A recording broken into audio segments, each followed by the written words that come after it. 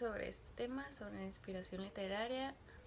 Les voy a hablar un poco sobre este tema. La inspiración es la savia de los creadores. Un escritor puede tener una gran prosa, una prodigiosa habilidad para la descripción, un don para la creación de personajes, una suerte para la narración de eventos, o una capacidad extraordinaria para conectar líneas argumentales. Toda esa habilidad queda reducida a cero sin la inspiración. ¿De qué sirve a un escritor su habilidad si no tiene sobre qué escribir? El escritor posee una musa, o así se les dice en estos casos, los visita cuando quiere y muchas veces se aleja durante mucho tiempo. Una vez Piotr dijo, la inspiración es un huésped que no visita de buena gana al perezoso. Un escritor que se sienta a esperar a que aparezca de la nada la idea correcta para su novela es un escritor que pierde tiempo, pierde posibilidades de mejores ideas. De la forma más sincera posible, se puede asegurar que ser original es algo difícil y es una de las trabas más comunes en los escritores, en los autores que en esta investigación yo he visto. O sea, para ellos ser original no significa únicamente crear una historia con un argumento interesante. También depende de cómo sean los personajes, las circunstancias, el contexto o las criaturas, enemigos y adversidades a los que se enfrentan. Fue con el romanticismo al vincular la expresión artística con la expresión del alma y con la emoción, cuando se estableció una analogía entre el mundo del arte y el mundo de la mente. Platón aborda el problema ya en la Apología de Sócrates, en la que establece que los dioses intervienen en una inspiración del poeta gracias a unas cualidades innatas. Vuelve al mismo aspecto en sus obras de madurez. Así en el Simposio dice que el poeta es transportado al mundo de la verdad.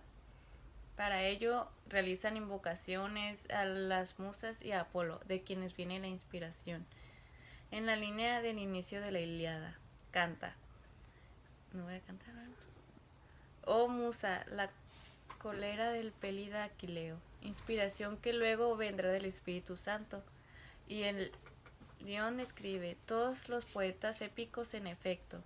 Los buenos poetas recitan todos esos bellos poemas, no precisamente gracias a un arte, sino por estar inspirados por un Dios y por estar poseídos de él.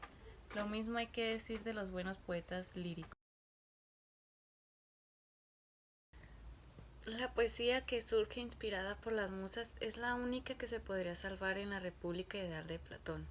Y sería una poesía en la que se uniría lo bello, lo bueno, la verdad y lo justo, pero siempre desde la inspiración divina.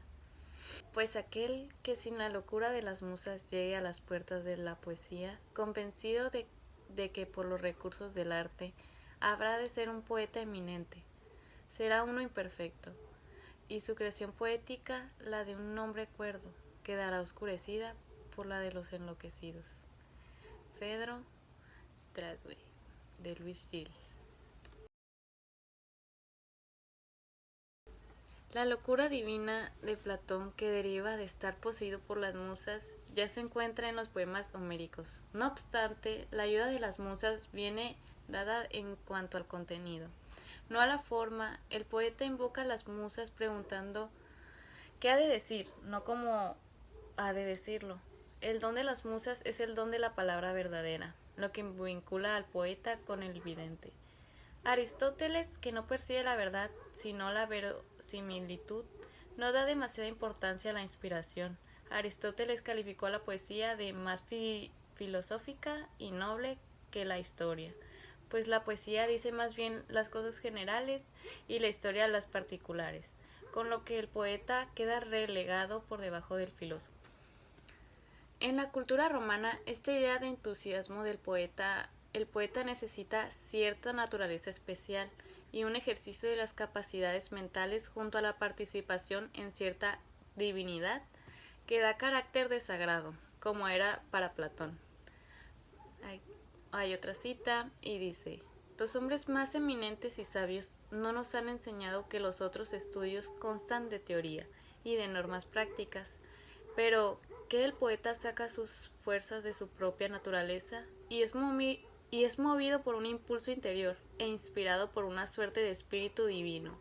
Por ello es que nuestro famoso Ennio llama sagrados a los poetas, porque a su juicio parecen habernos sido confiados como por un cierto don y regalo de los dioses.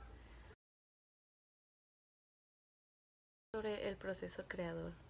En el siglo XVI, Juan Huarte de San Juan ya ilustró este problema, pero en el siglo XX es Freud el representante de lo que la moderna psicología en la corriente psicoanalítica tiene que decir sobre la literatura. Para él el proceso creativo es consecuencia de un elemento lúdico, onírico o fantasioso. Si un niño al jugar crea su propio universo, el poeta al escribir hace lo mismo. El poeta se ve trasladado a un recuerdo, generalmente de su infancia, lo que le provoca el deseo y este solo se ve satisfecho por la obra poética. El verdadero goce de la obra poética procede de la descarga de tensiones dadas en nuestra alma.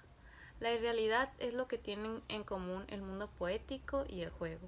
Tanto el poeta como el jugador crean un mundo de fantasía, y al dejar de jugar el hombre mantiene ese recuerdo de irrealidad mediante la ensoñación o el sueño diurno. En otro trabajo, aquí lo voy a poner, El delirio y los sueños en la gravidia, Freud analiza el proceso creativo y el creador, relacionándolos con el proceso neurótico con la vida psíquica. Intenta demostrar que son las mismas leyes psíquicas las que rigen la ficción y el sueño, y que tanto la literatura como la neurosis hay una clara separación entre la imaginación y el pensamiento racional. Desde esa perspectiva, la literatura soluciona los problemas neuróticos del individuo que escribe. Y lo mismo pasa con el lector que logra identificarse, que experimenta un placer en tanto descarga unas tensiones. El escritor expresa de determinada manera porque no puede evitarlo. Su acto creativo es el resultado de la frustración que produce el principio de la realidad. Lo que Dostoevsky, por ejemplo, no puede hacer en la realidad lo sublima a partir de sus textos.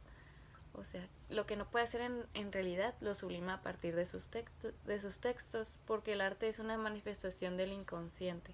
Y en conclusión, en base a la información mostrada aquí, podemos ver que en sí el ser humano no es original, el escritor en este caso tampoco lo es. Pero lo que verdaderamente es importante aquí es la inspiración, ya que ellos al haber leído y buscado en muchas partes hallaron la inspiración que les dio de qué pensar, hablar y sobre todo escribir, las técnicas, métodos y conocimientos que utilizan a lo largo de los años. La creación, en este caso, la inspiración literaria, implica un placer para el escritor, pero también para el lector, que logra identificarse con la obra y proyectar sus propias necesidades de descarga pulsional. Se citan muchas obras relacionadas con las teorías y métodos que tenía cada autor con sus obras y sus hechos puestos en práctica, ya sea fuese plasmada o no como tal. Con los datos que nos da a mostrar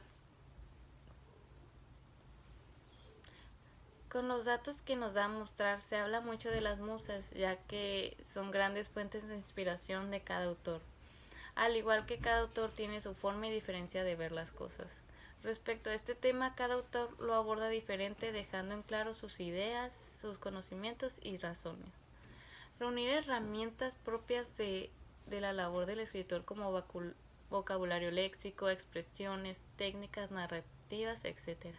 Para alcanzar la inspiración literaria más fácilmente, el estado de ánimo del escritor también juega un papel destacado a la hora de escribir y estar inspirado.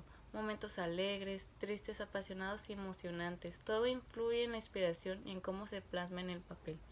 El compromiso del autor con su obra debe ser absolutamente inquebrantable. Solo así estaremos poniendo los pilares para despertar nuestra inspiración, que es un momento prodigioso de la creación literaria. Sí, yo solo quería dar un poco a entender lo que significa para mí este tema. Ya bien que a mí me gusta mucho escribir sobre algunas cosas en específico, aunque pienso que no son grandes cosas, me gusta dónde provienen.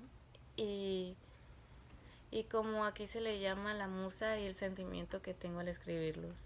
Me gusta pensar en la inspiración y todo lo que puede llegar a ser por algo o alguien. Simplemente por recordar ya logras mezclar bien todo lo que te ha pasado por la mente. Como un buen mezclador puedes lograr algo terriblemente interesante y en ese entonces es cuando la musa siempre estará contigo.